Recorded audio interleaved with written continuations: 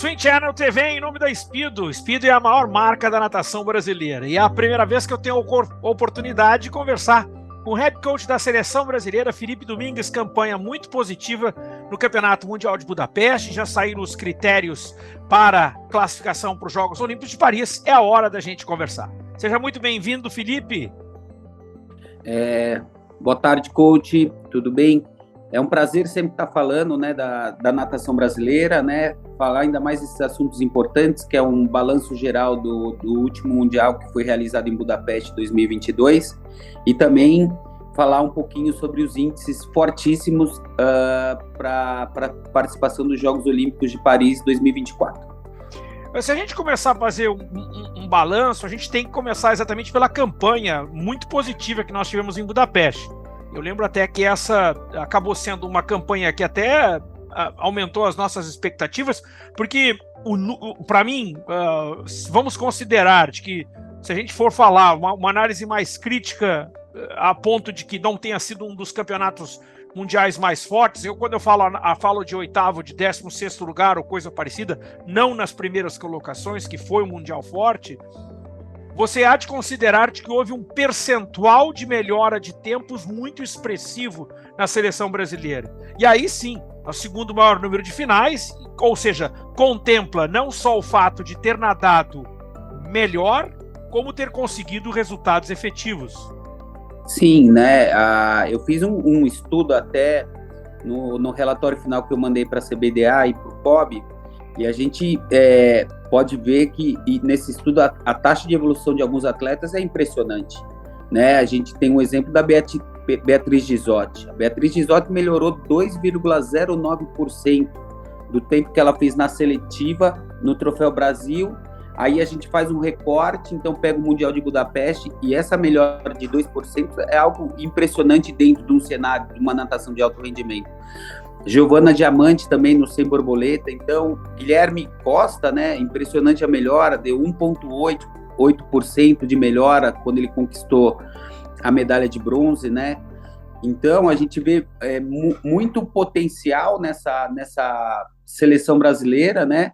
E já até falando um pouquinho, comparando com os índices que saíram ontem dos Jogos Olímpicos, a gente tem 6 atletas que já fizeram o índice neste ano, né? São 4 homens, 2 mulheres, né? Então isso é essencial. Se a gente pensasse há 6 meses atrás, um ano atrás, a gente fala, a gente não vai levar nenhuma mulher com esses índices. E nós já temos 2 mulheres já nadando abaixo do índice. Então acho que foi um mundial de muita experiência para nossas meninas, né?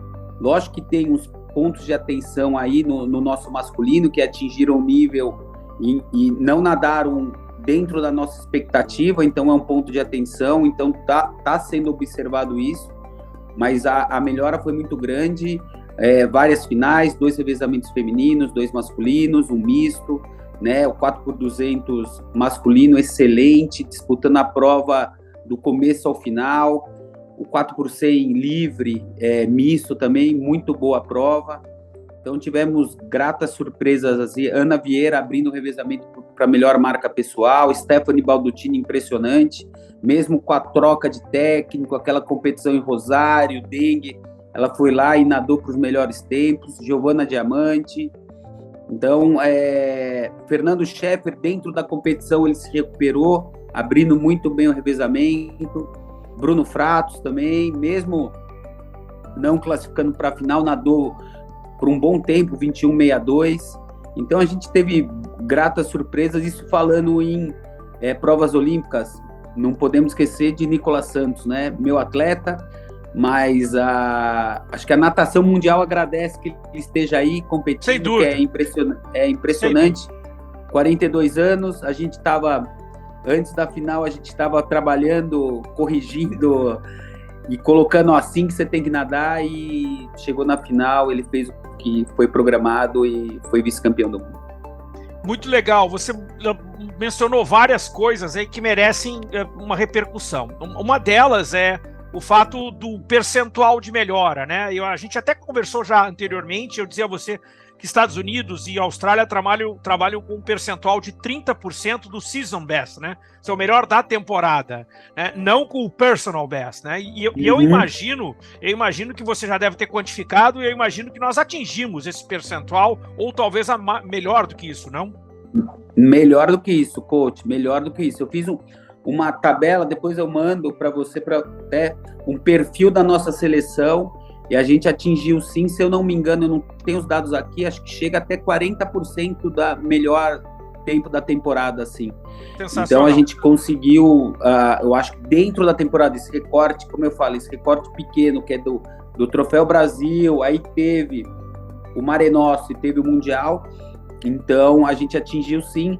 A gente vai agora pegar um recorte maior, né, da seletiva dos Jogos Olímpicos de Tóquio até o final do ano, para ter um recorte maior aí de melhoras. Perfeito. Para a gente estar analisando os atletas, né, quem a gente vai conseguir apoiar, fazer as ações, tudo. A gente sabe que o investimento não é ilimitado, é limitado, então a gente, como até fala o pessoal do COB, o tiro tem que ser certeiro, né? Mas não há dúvida disso, não há dúvida disso. Por falar em coisas boas, também as coisas que não saem tão boas, né? E uma delas é o fato de você ter 2 atletas que são medalhistas olímpicos e nenhum dos dois ter chegado à final da prova, né? Então isso aqui faz a gente pensar, né? E eu até concordo com você, porque mesmo o Fernando não tendo chegado à final, ele se recupera na competição, né? Ele até consegue fazer coisas assim mais expressivas do que ele havia feito na prova, e o próprio Bruno Fratos, que leva uma pancada que talvez nenhum de nós estivesse preparado para isso, ele inclusive continua engajado na equipe, né? Participando, enfim. Eu queria que você explicasse exatamente como é esse impacto do fato de ter 2 atletas medalhistas olímpicos e nenhum dos dois chega à final da prova. Primeiro o impacto é grande, né? Porque não impacta só os atletas, impacta a seleção brasileira, né? Porque eles se tornam referência dentro da seleção brasileira de performance, né? Então, o Fernando, eu acho que ele veio numa temporada muito difícil, né? A gente acompanhou ele no Mare Nostrum, não estava encaixando, e ele deu até um salto do Mare Nostrum para o Mundial, mas esse salto não foi tão grande, né? Então, e aí no revezamento ele sentou com a equipe, ele formou um grupo com os muito legal isso, hein? Ele puxou a equipe como capitão mesmo do time, e aí ele acho que vestiu a camisa e até falou para o Sérgio, agora eu quero, né? Então, às vezes, quando você conquista algo tão grande, você perde um pouco o foco, você perde, será? Então, e eu acho que o Fernando recuperou, e essa competição foi muito importante para o Fernando, para ele recuperar isso, né? De falar, eu quero mais, eu tô com fome, então eu vou buscar mais. Muito e bom. O Bruno o que a gente pode falar do Bruno? É um cara competidor nato, né? Então a gente viu que depois de 1 hora ele estava lá e nadou para 21,6, que classificaria com o pé nas costas, né? Mas eu acho que ele absorveu bem o impacto de não ter ido da final, né? Antigamente eu acho que o Bruno ia ser totalmente explosivo, então ele absorveu bem, impressionante o profissionalismo dele, ele estava tranquilo. Depois acho que vai caindo um pouco mais a ficha, e aí vai pensando, o que eu podia ter feito, o que eu não podia ter feito. Mas eu acho que o impacto no momento é grande, mas depois eu sou positivo, então vejo o lado positivo da coisa. Eu acho que o que aconteceu foi na hora certa, no momento certo, porque a gente tem algumas competições importantes para a gente estar analisando, avaliando esses atletas e buscando a melhor performance deles. Tem uma coisa interessante que aconteceu nessa seleção, e eu queria que tu descrevesse um pouco, porque me parece que ficou muito evidenciado o espírito de time, de equipe, tentando se criar uma determinada filosofia, que a gente precisa ser até crítico sobre esse aspecto, que ela praticamente não existia dentro do programa, né? Nós temos um sistema maravilhoso, nós temos talvez o melhor sistema clubístico de natação do mundo. E eu não estou falando da boca para fora, não, porque eu conheço muito dos sistemas ao redor do mundo. Nosso sistema clubístico ele é maravilhoso, porém, nós ainda não conseguimos fazer com que a nossa seleção seja realmente a seleção de todo mundo, né? E parece que agora você implantou algumas estratégias, algumas iniciativas tentando criar isso. Eu queria que você até descrevesse um pouco para nós, para que as pessoas precisam ficar sabendo o que está acontecendo, exatamente porque vem aí novas seleções, tem Campeonato Mundial Júnior chegando, essas pessoas precisam estar inseridas nesse processo para entender qual é a nova filosofia do trabalho. Junto com o meu chefe de missão, que foi o Renato Cordani, a gente fez algumas reuniões, e o primeiro ponto que a gente observou é que tinha alguns treinadores que queriam que o atleta deles nadassem a prova, né? Vou dar até um exemplo do meu atleta, o Nicolas, né? Então ele nadou o segundo dia e, provavelmente se eu falasse pode ir embora, ele iria embora. Então a gente meio deixou obrigatório isso, nadou a primeiro dia, segundo e terceiro dia, você vai ficar com o restante do grupo, né? E todas as finais, a sua presença não pode ser obrigatória, mas nós gostaríamos muito que fossem um time, né? Então a gente observou que no espaço do Brasil, toda vez que tinha um brasileiro, um nadador brasileiro, nas finais tinha um grande percentual dos nossos atletas torcendo. Então isso é importante porque traz a motivação, o pessoal vê que tem uma torcida. Então a gente está mudando um pouquinho isso, né? Os treinadores também compraram a ideia, né, da importância de um time, da importância de estar ajudando um ao outro. Então, todo final de etapa a gente faz uma reunião. Então, por exemplo, estava o Thiago Moreno, estava o Arthur Albiero, eles fizeram parte das nossas reuniões para estar agregando e estarem dando as suas opiniões. O Arthur Albiero é muito gratificante ter ele na delegação do Brasil, tá com a camisa do Brasil, porque é um baita treinador, se não me corrija se tiver, foi head coach da seleção no Mundial de Curta. Correto, né? E no Pan Pacífico também? No Pan Pacífico também, então é um cara que tem muito a agregar à nossa seleção, né? Então, eu acho que isso é um time, né? Isso é trazer pessoas para agregarem ao nosso time, né? A falarem, a motivarem e estarem comprometidos com o nosso time. Então, a gente está desenvolvendo essa metodologia, né? Essas iniciativas para a gente realmente ter um time, né? Não é o que eu até dei uma palestra ontem, a gente via muito, quando eu entrei, era muito grupinhos, né? Então agora, e não desmerecendo, mas agora vamos tentar formar um time mesmo. E eu vou falar de um garoto, Stefan Steverin, que era o cara que carregava as bandeiras, carregava a percussão. Olha que legal, cara! O Bruno comprou a percussão, comprou tudo, então realmente a gente conseguiu fazer dessa seleção um time. Bom, eu acho que passado o Campeonato Mundial, de sucesso, não há dúvida disso, as medalhas conquistadas, você até descreveu parte do trabalho do Nicolas. O Nicolas ainda tem o Campeonato Mundial de Piscina Curta, mas agora nós fomos impactados com a confirmação dos índices que haviam sido vazados em abril. Inicialmente o pessoal disse que era apenas rascunho, eu até logo de início eu disse, não tem nada de rascunho, esses aí são os índices, e acabaram sendo confirmados. Os índices são fortes, não há dúvida disso, mas para mim, o que mais me impacta neste momento não é a obtenção dos índices, porque os índices você coloca lá, você vai atrás de fazer os índices, né? Mas a situação do calendário talvez é a que mais ofereça um pouco de desafio. Nós estamos falando de um campeonato mundial em julho, de um Pan Pacífico em outubro, de um campeonato mundial em fevereiro, para uma Olimpíada em julho. Então aí a minha pergunta para ti exatamente é essa, tipo, eu imagino que vocês ainda não devem ter definido, né?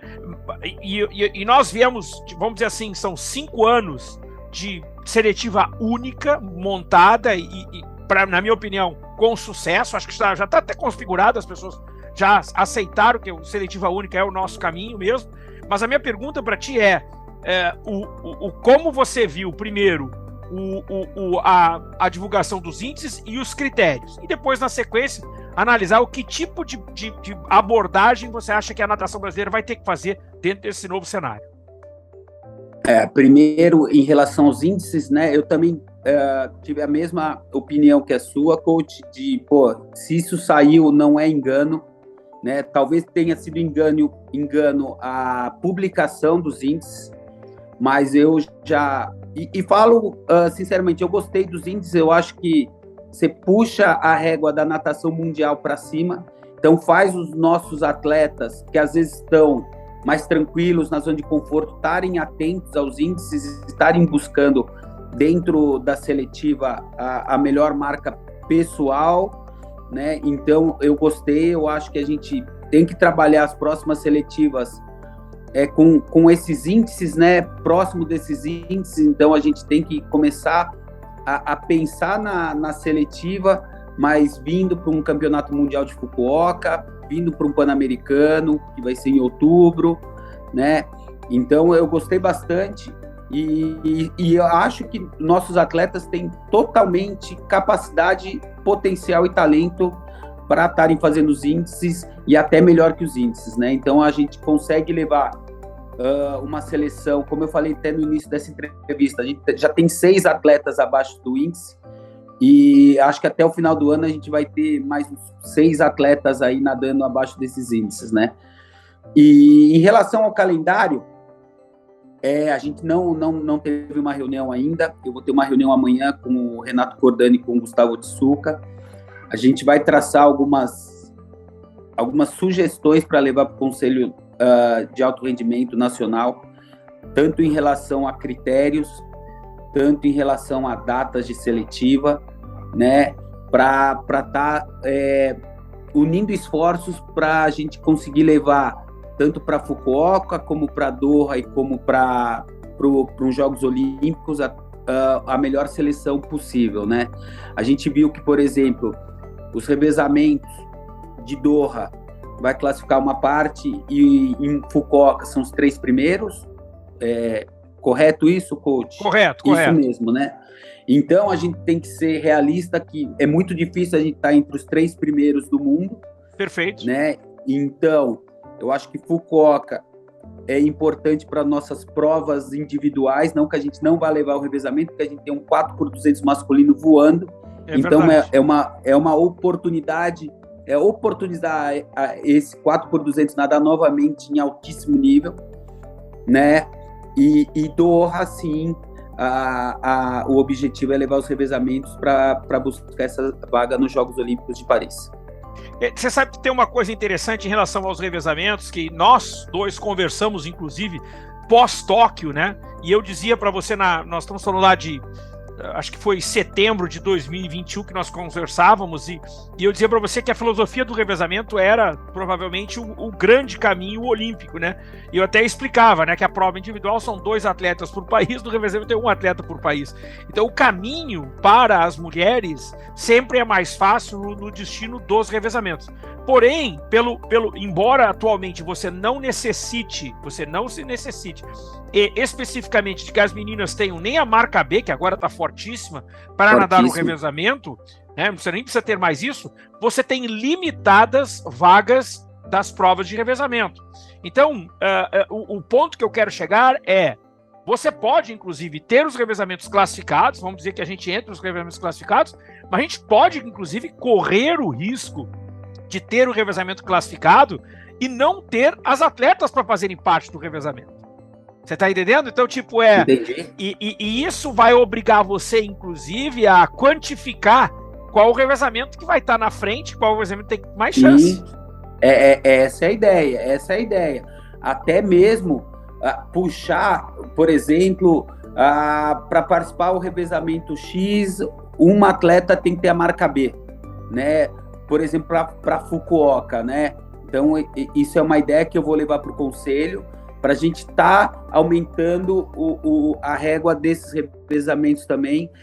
Como você bem disse, a marca B é fortíssima também. Se você pegar o 100 livre feminino, é 53,8, né? Então é muito forte. A nossa melhor atleta é a Stephanie Baldutini com 54,10 feito agora em Budapeste.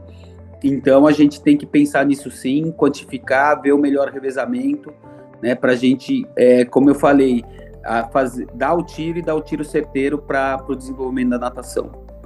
E nós temos sempre as restrições de verba, né? E eu imagino que o Campeonato Mundial de Piscina Curta do final do ano, por não estar naquele calendário inicial que estava estabelecido para 2022, passou a ser um desafio. Como os critérios ainda não foram publicados, a minha pergunta para ti é: a tendência para o Campeonato Mundial de Piscina Curta é um grupo pequeno, é isso? A tendência é um grupo pequeno, coach, de 6 a 12 atletas, né, estourando aí.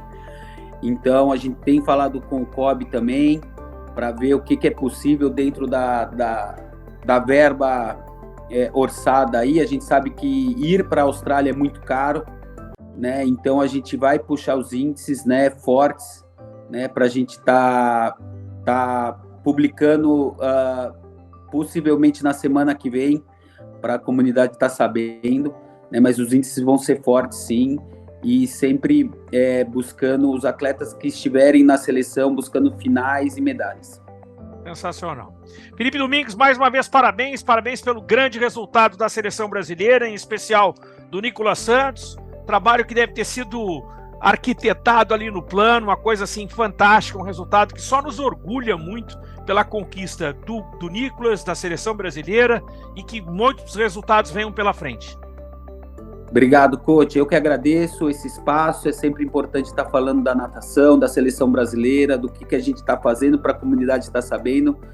Então, agora é torcer, porque tem muita natação ainda. Até eu vi no blog, tem natação no mundo, tem natação Odessur, tem campeonato mundial. Então, tem muita coisa para acontecer ainda esse ano. Valeu! Este foi o Swim Channel TV, em nome da Speedo, a maior marca da natação brasileira.